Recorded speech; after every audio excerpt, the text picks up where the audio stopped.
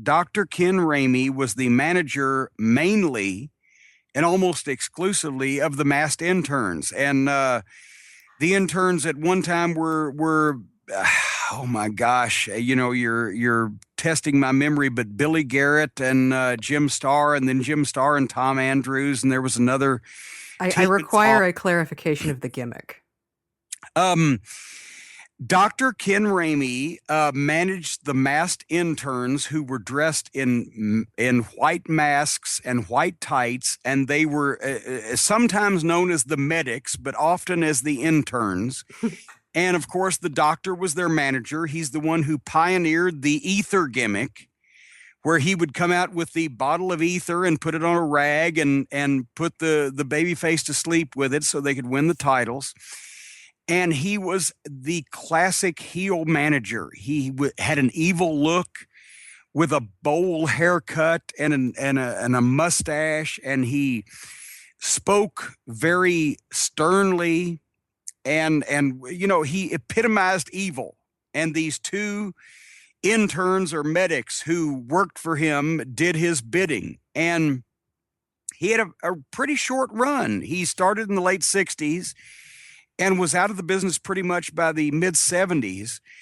But he was the reason why I know him so well is because he and the interns were the first major heel team that Jerry Jarrett booked in Louisville in 1970, when he opened up Louisville, and they had a big run in Memphis and that territory.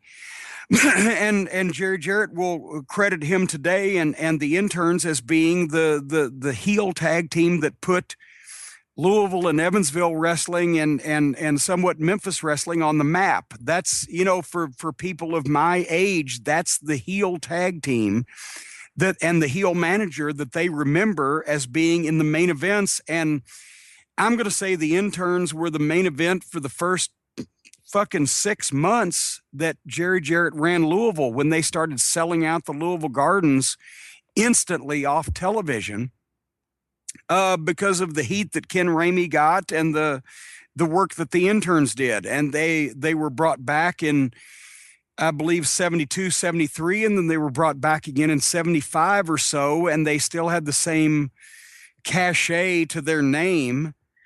And they did big business. He also was main event, and the interns were main events in the San Francisco territory for Roy Shire.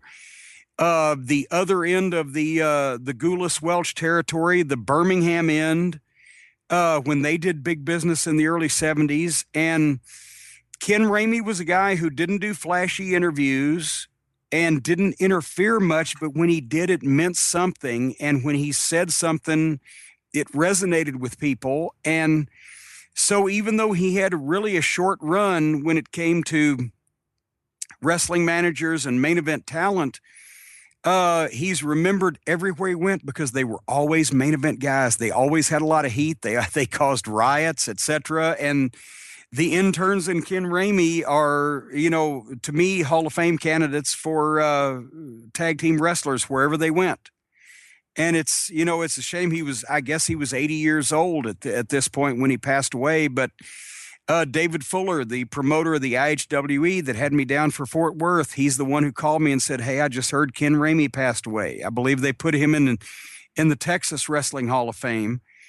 He's one of those unforgettable characters that just made an impression. And I remember actually in Louisville, the interns had a mask match, and they were unmasked, and we found out it was Tom Andrews and Jungle Jim Starr. And it sounds like such a great Halloween gimmick now that I'm thinking about it. The evil doctor and his, as you said, his interns. It's kind of fantastic. Yeah. And it worked because it was so simple, and it was something you could understand and you could get your teeth into. But at the same time, once the interns lost their mask, the sum of the parts was not equal to the whole, or whatever that, phrase is, because once they lost the mask, they lost the intrigue.